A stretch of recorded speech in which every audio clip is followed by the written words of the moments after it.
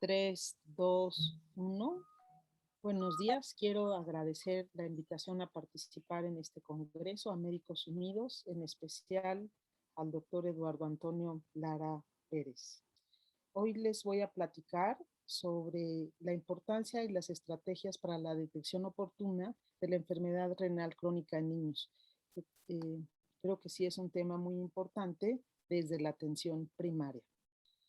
Les voy a platicar sobre la definición de enfermedad renal, la epidemiología, cuáles son los factores de riesgo en pediatría y los estudios que se han realizado en niños tanto con factores de riesgo como en población abierta en nuestro país.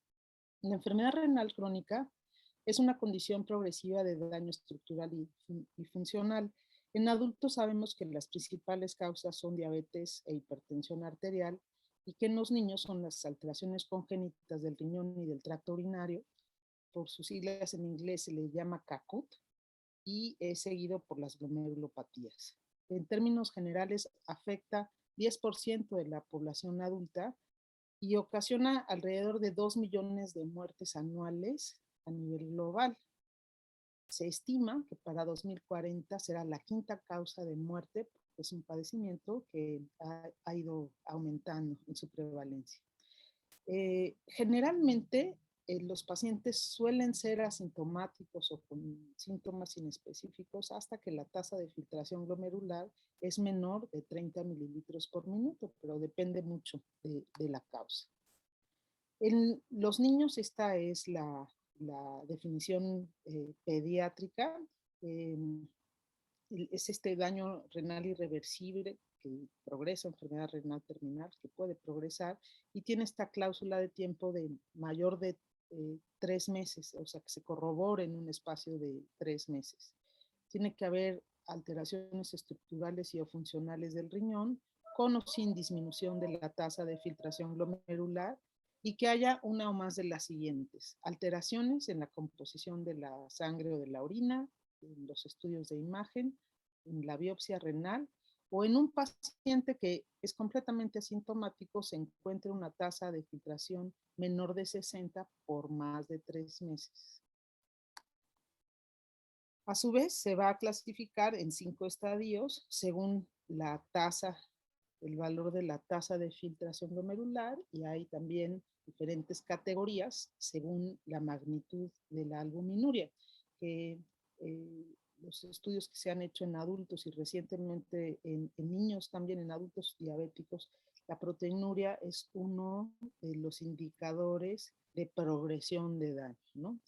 Y un paciente va a requerir una terapia de reemplazo renal, ya sea una diálisis o un trasplante, cuando la tasa de filtración es menor de 15. En relación a las manifestaciones, pues van a estar dadas mucho por la patología de base, pero también conociendo cuáles son las funciones del riñón.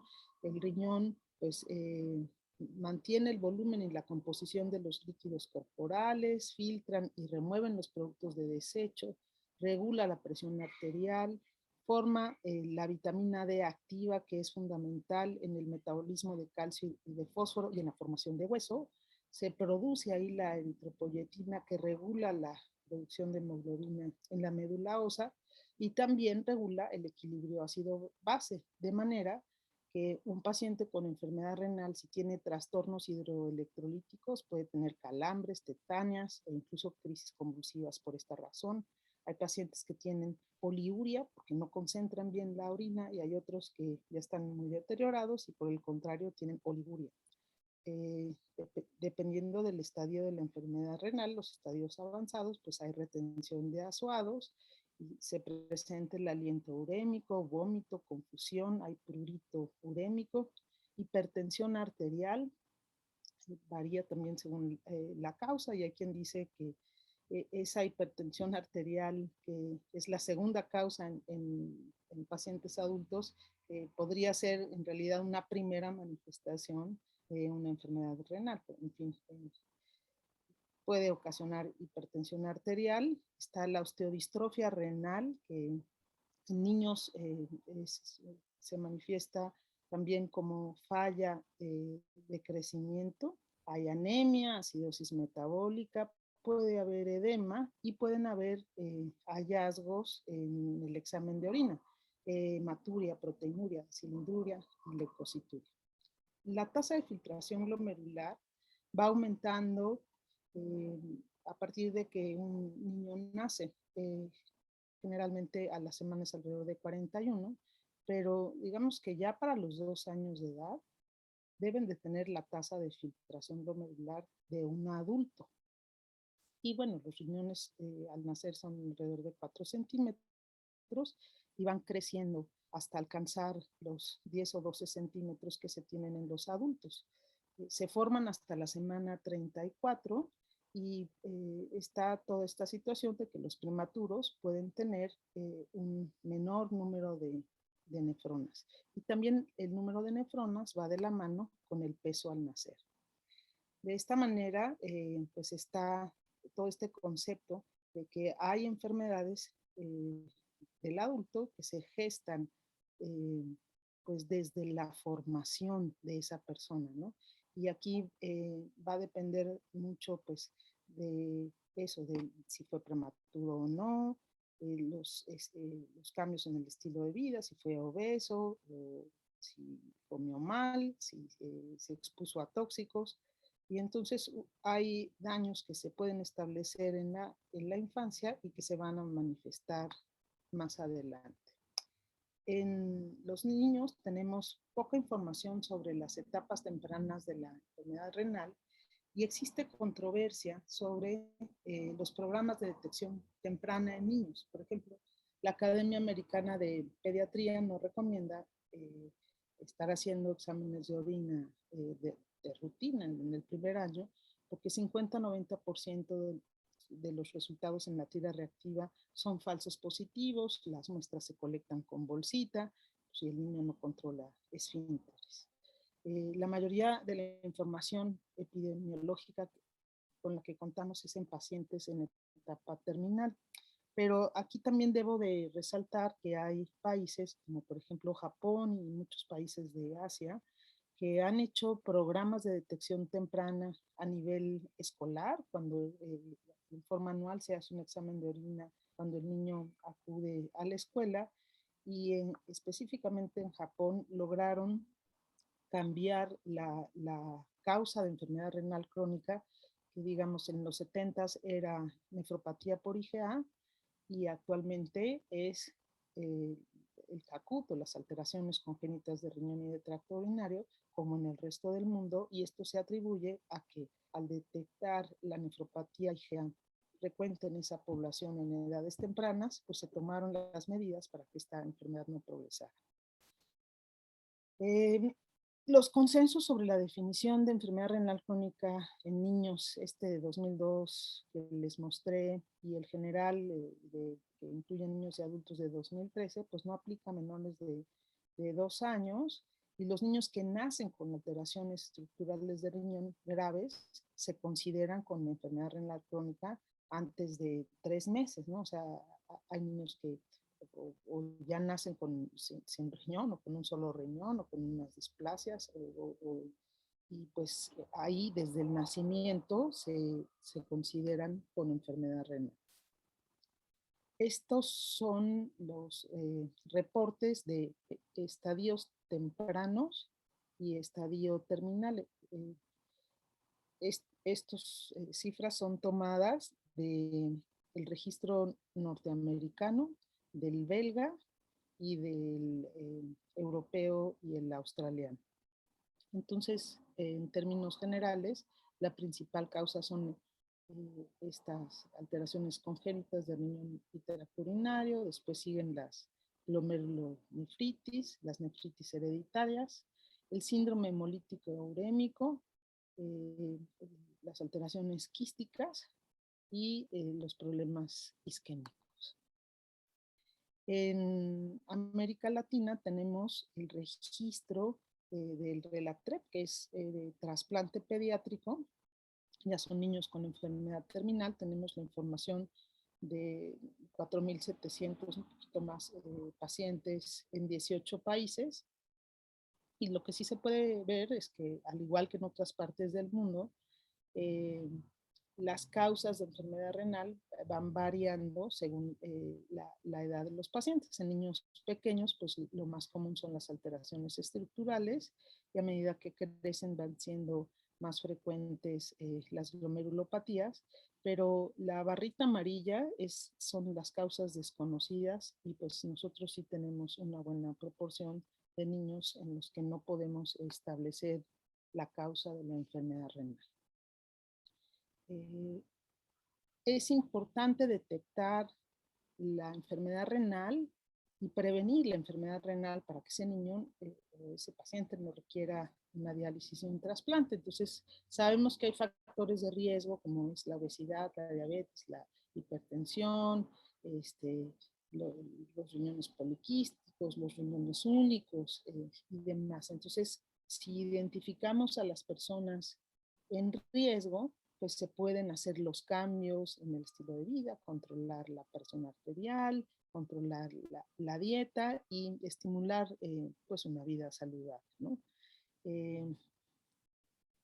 Digamos, una prevención secundaria es ya establecido el daño, retrasarlo lo más posible, y aquí es muy importante el control de la presión arterial y el uso de algunos medicamentos que pueden servir tanto para la proteinuria como para controlar la presión arterial, la dieta, el ejercicio y demás. Y ya que sabemos que un paciente tiene un daño avanzado, pues hay que tratar la uremia, el manejo de líquidos, y pues se puede continuar con la farmacoterapia, ¿no? En niños el tratamiento en la etapa terminal, el ideal es un trasplante de riñón, pero también se puede ofrecer una diálisis, ya sea peritoneal o hemodiálisis. Entonces tenemos como factores de riesgo la historia familiar de enfermedad renal crónica, la prematurez y el peso bajo al nacer, el antecedente de infección de vías urinarias, la pobreza, el sobrepeso y la obesidad, diabetes mellitus, hipertensión arterial, el antecedente de una lesión renal aguda y el uso de agentes nefrotóxicos. En relación a la historia familiar de enfermedad renal, sabemos que los familiares de un paciente renal, ya sea en primero o segundo grado, son 2 a 3 veces más propensos de presentar enfermedad renal crónica. Ya insistimos en que las alteraciones congénitas son la primera causa en los niños y 25% de los familiares se ha reportado en general que pueden estar afectados. Hay más de 20 causas monogénicas para estas alteraciones congénitas y recientemente se ha dado mucha importancia a estas variantes en el gen de una apolipoproteína que en Estados Unidos incluso se ha propuesto que se considere para la asignación de órganos. Los individuos de raza negra que tienen estas variantes pues progresan más rápido a enfermedad renal crónica y los desenlaces son peores cuando tienen glomerulopatías. Aquellos pacientes con o familiares de pacientes que tienen historia familiar de ERK tienen mayor prevalencia de desequilibrios genéticos, aumento el número de copias, duplicación de X o de lesión del 17q12. Nosotros hicimos este trabajo en el hospital infantil, vimos la prevalencia de enfermedad renal en niños aparentemente sanos con antecedente familiar de terapia de reemplazo renal. Tomamos a los hermanitos de los niños que estaban en ese momento en hemodiálisis. Evaluamos 45 niños y de ellos vimos que 11 tenían enfermedad renal crónica. Entonces, por ello yo considero que sí es muy importante que en cuanto se hace el diagnóstico de un paciente con enfermedad renal crónica, se evalúe a los hermanitos, ¿no? ¿Cuál era la causa de la enfermedad renal en el paciente del infantil? Pues 91% era causa desconocida, 9% tenían síndrome nefroso, ¿no? De los niños que acabamos detectando con enfermedad renal. Y lo que sí es importante es que, si bien no estaban completamente fuera de curva, pues encontramos que ya tenían un impacto sobre la talla. Eran niños que el valor Z de talla era menor que los niños normales. En relación a los hallazgos bioquímicos y la prevalencia de hipertensión, pues, como era de esperar, la tasa de filtración glomerular era más baja, pero todavía entraba pues, dentro del rango que se podría considerar normal. Los electrolitos séricos eran completamente normales, y en realidad, como fue con una sola visita, no encontramos diferencia en las prevalencias de hipertensión arterial. En los hallazgos urinarios, pues hubo hematuria, microalbuminuria, hematuria con leucocituria, y es importante destacar que 63% de estos hermanitos estaban ya en un estadio 2 de enfermedad renal, ¿no? Entonces, con esto concluimos que hay alteraciones urinarias en enfermedad renal en 24% de los familiares de los pacientes terminales, de los cuales 64% ya estaban en estadio 2. Los niños con alteraciones urinarias tuvieron un Z de talla menor que aquellos con valoración renal normal, y que el tener un familiar en terapia de reemplazo es un factor de riesgo que se debe considerar en estas estrategias de detección oportuna en pediatría. En relación a la prematurez y el peso bajo al nacer, pues esta teoría de Brenner desde los años 80, sobre que los prematuros les tocan menor número de nefronas, entonces las que tienen se hipertrofian y a largo plazo presentan albuminuria, tienen mayor riesgo de hipertensión arterial, y la enfermedad renal crónica, de eso pues ya hay estudios, digamos, revisiones sistemáticas, en donde se ve que se triplica el riesgo en prematuros extremos. En relación a la infección de vías urinarias, es importante la infección de vías urinarias si hay pielonefritis, porque puede producir daño permanente en 20 a 40% de los pacientes, y producir estas cicatrices que generan hipertensión, microalbuminuria y a largo plazo enfermedad renal crónica. ¿Cuáles serían los factores implicados? Pues el reflujo vesico-urinario, una obstrucción urinaria, y aquí el mayor riesgo es en menores de 2 años, y también importa el número de episodios de infecciones urinarias, por qué germen y si hubo un retraso o no en el tratamiento.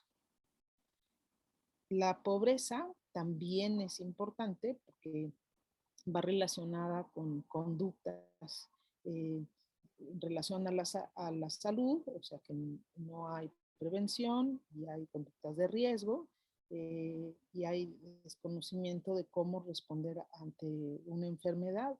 También puede haber deficiencia en un acceso a la salud y para conseguir el tratamiento, y puede ir de la mano de factores biológicos como la desnutrición, con peso bajo al nacer, alimentación deficiente, factores genéticos, y también están los factores ambientales, la exposición pues, a tóxicos ambientales, el acceso a agua potable y el contagio de enfermedades transmisibles.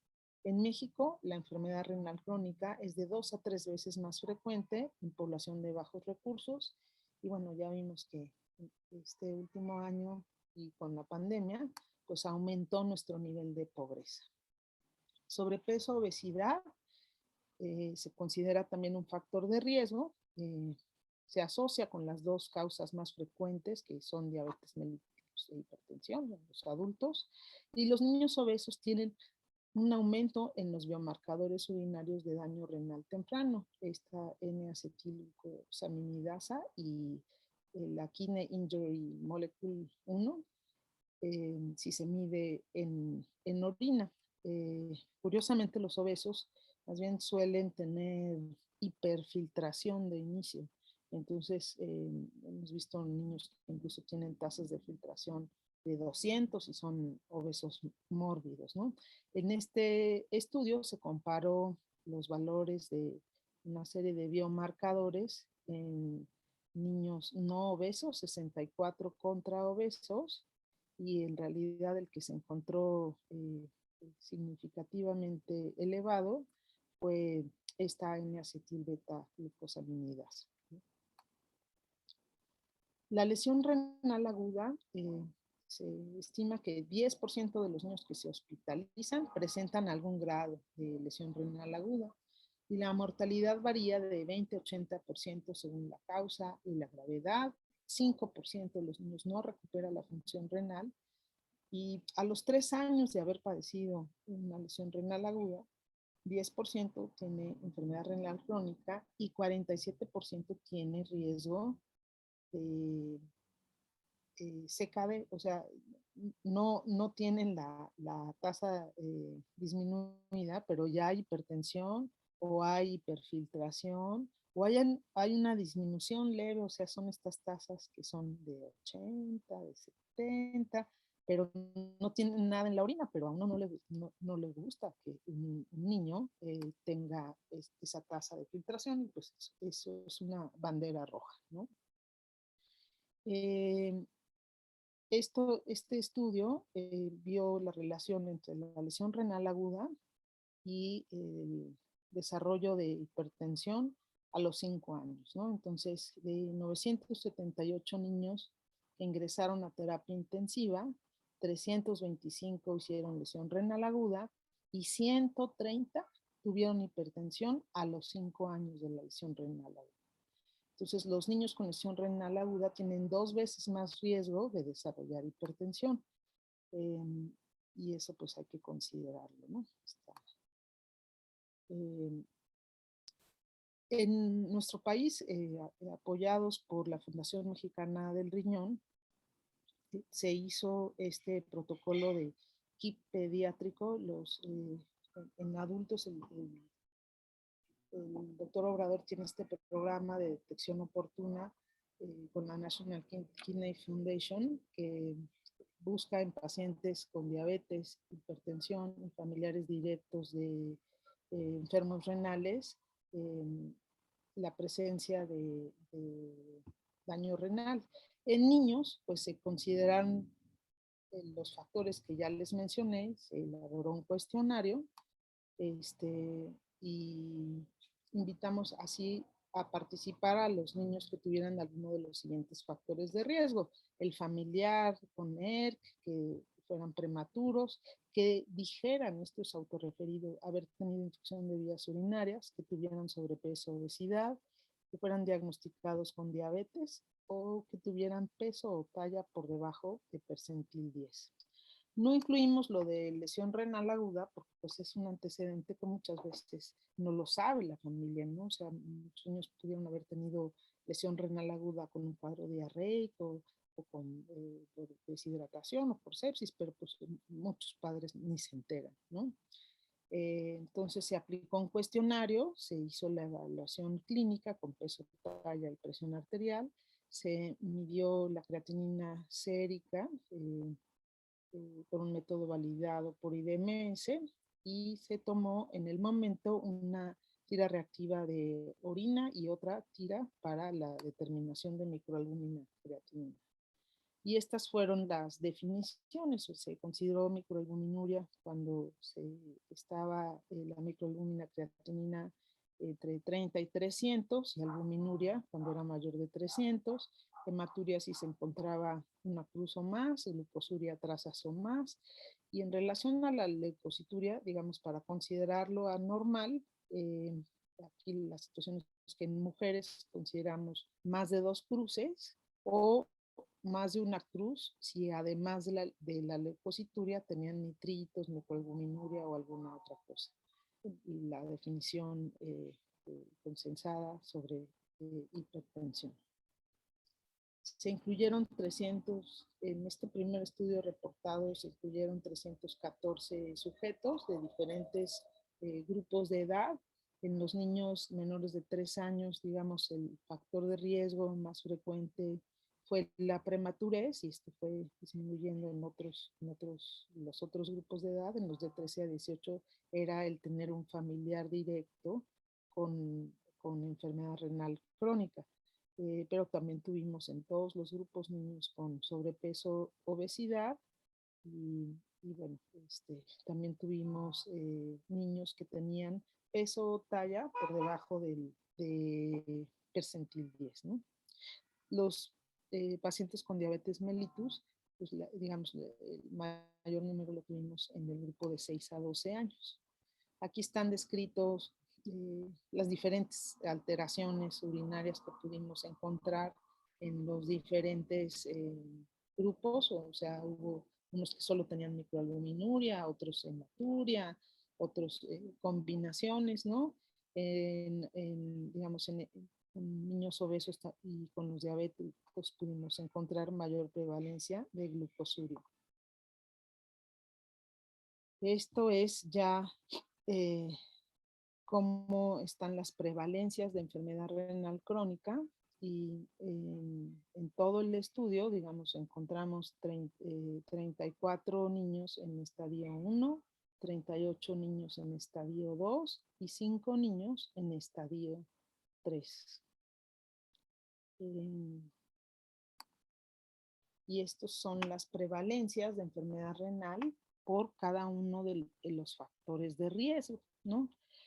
Aquí nos dimos cuenta de que, digamos, en general andan alrededor del 20-25%, pero los niños con peso o talla por debajo del percentil 10, pues aumenta bastante la prevalencia de enfermedad renal. Y el tener un paciente, un familiar que sea de segundo o de tercer grado, ya no es tan importante factor de riesgo. Por eso cuando hemos seguido haciendo estas jornadas de detección, lo que pedimos es que sea un familiar de primer grado, no el primo o el abuelo, esos ya no los consideramos. Entonces, la prevalencia de alteraciones urinarias, enfermedad renal, en estos niños con factores de riesgo fue de 24% y estos programas sí son útiles para detectar el daño temprano en niños. Las limitaciones es que los factores de riesgo son autorreportados, el tamaño de muestra en esta serie de muestros es pequeño para algunos factores de riesgo y no estamos considerando todos los conocidos. Nos faltó hipertensión arterial y la lesión renal aguda. Hemos seguido haciendo estas jornadas, incluso en algunos estados de la República. Pues hace falta ahora compaginar toda esta gran base de datos que tenemos. Este es otro estudio, sabiendo que en Tlaxcala existe una mayor prevalencia de enfermedad renal crónica en adultos y que ha ido aumentando con los años. Se sometió a un estudio que es financiado por CONACYT y este es el resultado del estudio piloto y aquí incluimos niños sanos de 6 a 15 años. Fuimos a la escuela en Apizaco y excluimos a los que tuvieran algún antecedente de enfermedad renal. Y encontramos 4.6% de prevalencia de enfermedad renal crónica que se confirmó en una visita a los 6 meses. Había 3 niños que requerían biopsia renal, solamente uno aceptó y en la biopsia encontramos síndrome de Alport, ¿no? Y al hacer el análisis multivariado, los factores que estaban relacionados con la disminución en la tasa fue el ser varón, mayor edad y vivir cerca de un río. Hicimos esto de vivir cerca de un río porque se ha hablado mucho de la posibilidad de que sea la exposición a tóxicos ambientales lo que esté impactando específicamente en esta población. Hemos seguido con este trabajo y nuestro objetivo es llegar a 3.900 niños en todos los municipios de Tlaxcala, ¿no? Este es un trabajo muy bueno que resume el esfuerzo que se ha hecho en el estudio de SICKITS, que incluye 59 centros de Estados Unidos desde 2005. Y en este esfuerzo que se ha hecho, se han probado diferentes fórmulas para ver cuál es la mejor manera de estimar la filtración glomerular en los niños. Y ya lo que concluye el SICKITS es que la mejor fórmula es la que incluye la creatinina sérica, cistatina C, BUN, talla y sexo. En este reporte específicamente ven eh, cómo predecir la progresión renal y ellos definen progresión como una caída de 50% en la tasa de filtración o que lleguen a una etapa terminal. Vieron que la proteinuria, el tener enfermedad glomerular, ser de raza negra o hipertensión, son los factores, digamos, de mayor peso en la progresión. Porque cuando uno se enfrenta a un niño lo está agarrando en etapas tempranas, pues la angustia de los papás es, y va a necesitar diálisis y cuándo se va a poner grave, ¿no? Entonces, para poder estimar de alguna manera, pues este análisis que hacen ellos es de muchísima utilidad. Entonces, las enfermedades glomerulares se describen aquí y las no glomerulares en la otra columna, ¿no? Pero digamos, está el síndrome nefrótico, las nefritis familiares, la glomeruloesclerosis segmentaria y focal, la púrpura de Henoch, que es la vasculitis más frecuente en los niños, la nefropatía IgA, en fin, ¿no? Ellos también tienen, por la prevalencia con raza negra, hay mucha nefropatía por enfermedad de células, anemia de células falciformes y también lupus eritematoso, ¿no? Y tienen esta página de internet para hacer esta estimación. Entonces uno entra a la página, pica si el niño tiene enfermedad glomerular o no glomerular, se pone el valor de la creatinina, la relación proteína-creatinina urinaria y se le pica, ¿no? Y entonces aquí da una estimación, ¿no? Es el, el percentil del pronóstico, ¿no? 50% en 4 años va a llegar a enfermedad renal. Y un 10% llega a enfermedad renal en un año, ¿no? Entonces, por lo menos uno puede decir en base a un estudio grande cuál sería el pronóstico con ese niño.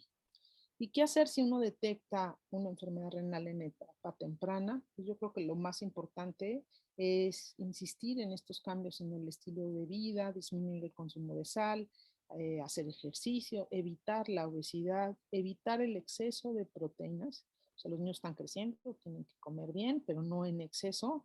En adultos se ha hecho hincapié en fomentar también el consumo de proteínas de origen vegetal. En niños nada más evitar el exceso de proteínas, prevenir infecciones a través de, pues de vacunas, ¿no?